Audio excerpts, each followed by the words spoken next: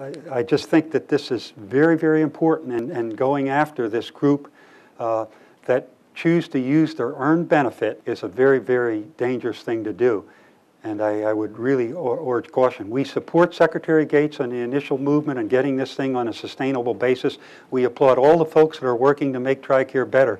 But we think a lot more of the focus has to be on delivering in a more cost-effective manner.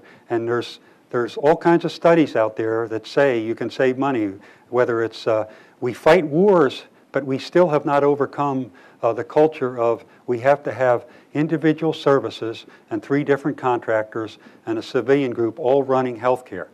I think out of all the studies, the recent one from CNA and the recent one that CBO reported on said that on just combining and doing medical care just like we do warfare, if we did it in a joint fashion, we'd save $460 million a year. So we're leaving billions on the table in efficiency and effectiveness. I know there have been all kinds of studies, but we haven't been able to execute, whether it's healthcare delivery, where we think from looking at groups that are effective at it, like Geisinger Hospital up in northeastern Pennsylvania, that model could save 30% on healthcare delivery alone.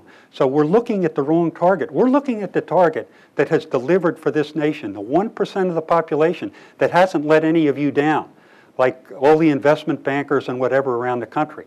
Now, they perform remarkably. They're retained right now, but we all know that as soon as the economy goes the other way, there are going to be a lot more people looking at other opportunities. So as Chuck Hagel said when he was in the Senate and worked with Senator Lautenberg to try and get some of these things into a bipartisan piece of legislation, was the sense of the Congress that if we take our eye off this all-volunteer force, it could go in a ditch very quick. And I think there's a lot of assumption that we've been able to do this for 10 years, that surely we can do it for another 10. We absolutely don't believe that. Dr. Chu.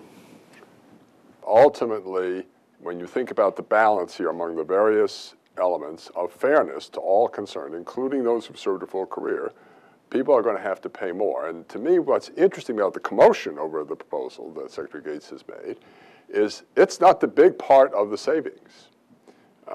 They're hoping for several $billions for the course of the next 5 years. The big part actually is in pharmacy fees. I do take some issue with Admiral Ryan in terms of this matter. You're right, Admiral. It is the beneficiary who has to change his behavior.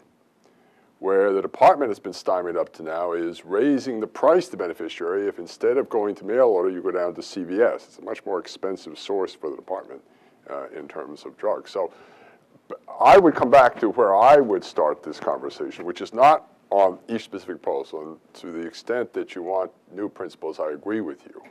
The real question going forward is on what principles is the country going to decide this? And I think that's particularly what upsets your membership, but perhaps the feeling is going to be arbitrary and capricious in character as opposed to thoughtful and something which they can plan. I don't disagree that we have to look at the demand, but we think the best way to contain the cost is to organize the Defense Department, understanding that military health care is all about readiness.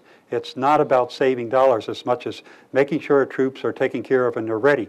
But we do need to get a better business sense. We have lots of smart people working on that. We think a reorganization and a consolidation of healthcare, just like we fight warfare, is the way to go, to get all the smart people that are contractors, that are in the different departments together and get the culture so that we have the kind of accountability and responsibility that we can audit the department.